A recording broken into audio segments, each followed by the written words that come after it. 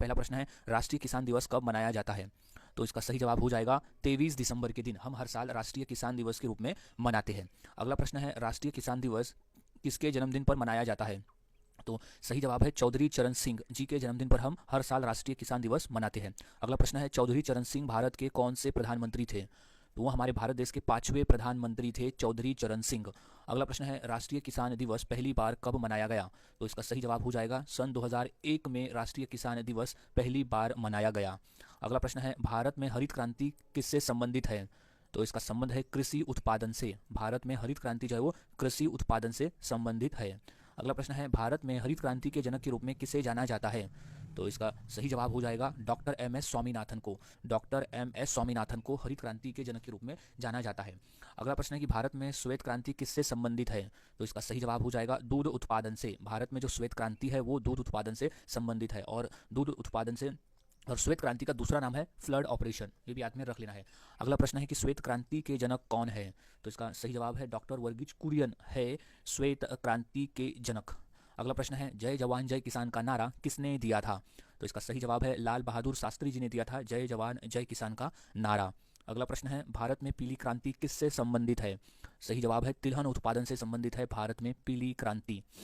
अगला प्रश्न है नीली क्रांति किससे संबंधित है? तो इसका सही जवाब है मत्स्य उत्पादन से। नीली क्रांति का संबंध है मत्स्य उत्पादन से।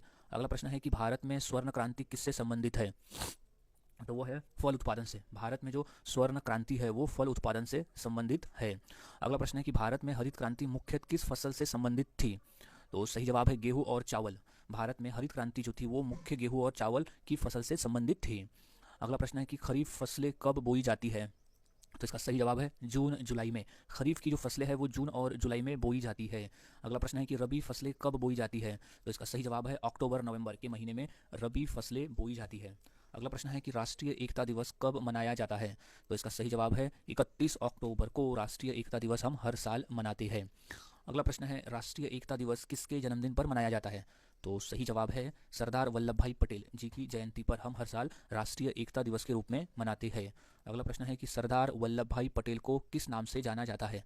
तो उन्हें भारत का लौह पुरुष कहते हैं। सरदार वल्लभ भाई पटेल को भारत का लौह पुरुष यानी आयरन मैन कहते हैं। अगला प्रश्न है कि राष्ट्रीय एकता दिवस पहली बार कब मनाया गया? तो इसका सही जवाब है सन 2014 में राष्ट्रीय एकता दिवस पहली बार मनाया गया था। अगला प्रश्न है कि सरदार पटेल स्वतंत्र भारत के पहले कौन थे? तो वो थे गृह मंत्री। सरदार पटेल स्वतंत्र भारत के पहले गृह मंत्री थे। अगला प्रश्न है सरदार पटेल का संबंध किस आंदोलन से था? तो इसका सही जवाब है बारडोली सत्याग्रह से। सरदार पटेल का जो संबंध था वो था बारडोली सत्याग्रह से। अगला प्रश्न है कि बारडोली सत्याग्रह कब हुआ था? तो इसका सही जवाब है 1928 को हुआ था बारडोली सत्याग्रह। अगला प्रश्न है कि सरदार पटेल को सरदार की उपाधि कब मिली? तो इसका सही जवाब है बारडोली सत्याग्रह के बाद में सरदार पटेल को सरदार की उपाधि मिली थी। अगला प्रश्न है कि रन फॉर यूनिटी कार्यक्रम किससे संबंधित है? तो वो राष्ट्रीय एकता दिवस से संबंधित है। रन फॉर यूनिटी जो कार्यक्रम है वो राष्ट्रीय एकता दिवस से संबंधित है। अगला प्रश्न है सरदार पटेल को भारत रत्न कब मिला? तो वो 1991 में मिला था सरदार पटेल को भारत रत्न। उनके मरणोपरांत मिला भारत रत्न। अगला प्रश्न भारत में राष्ट्रीय एकता दिवस किस मंत्रालय द्वारा आयोजित किया जाता है? तो इसका सही जवाब हो जाएगा गृह मंत्रालय के द्वारा। भारत में राष्ट्रीय एकता दिवस जो है वो गृह मंत्रालय द्वारा आयोजित किया जाता है। अगला प्रश्न है कि सरदार पटेल का प्रसिद्ध स्मारक कौन सा है? तो वो है statue of unity. Sardar Patel का प्रसिद्ध स्मारक है स्टैचू ऑफ यूनिटी। अगला प्रश्न है कि स्टैचू ऑफ यूनिटी कहाँ स्थित है? तो इसका सही जवाब है गुजरात राज्य में स्थित है। स्टैचू ऑफ यूनिटी है गुजरात राज्य में। अगला प्रश्न है कि स्टैचू ऑफ यूनिटी किस नदी के किनारे स्थित है? तो नदी है नर्मदा नदी। स्टैचू ऑफ यूनिटी जो है वो नर्मदा नदी के किनारे स्थित है। अगला प्रश्न है स्टैचू ऑफ यूनिटी किसकी प्रतिमा है? तो इसका सही जवाब है सरदार वल्लभ भाई पटेल की प्रतिमा है स्टैचू ऑफ यूनिटी। याद में रख लेना है सरदार वल्लभ भाई पटेल। अगला प्रश्न है कि सरदार पटेल को भारत का विस्मारक क्यों कहा जाता है? तो इसका सही जवाब हो जाएगा रियासतों के एकीकरण के कारण। रियासतों के एकीकरण के कारण भारत का विस्मारक कहा जाता है सरदार पटेल को। अगला प्रश्न है कि राष्ट्रीय युवा दिवस कब मनाया जाता है? तो इसका सही जवाब है 12 जनवरी को। हम हर साल राष्ट्रीय युवा दिवस के रूप में हर साल मनाते हैं। अगला प्रश्न है कि राष्ट्रीय युवा दिवस किसके जन्मदिन पर मनाया जाता है? तो इसका सही जवाब हो जाएगा स्वामी विवेकानंद जी की जयंती के अवसर पर हम हर साल राष्ट्रीय युवा दिवस के रूप में मनाते हैं। अगला प्रश्न है कि राष्ट्रीय युवा दिवस पहली बार कब मनाया गया?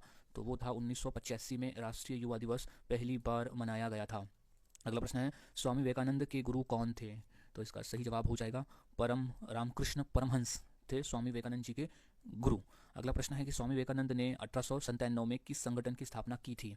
तो उन्होंने रामकृष्ण मिशन की स्थापना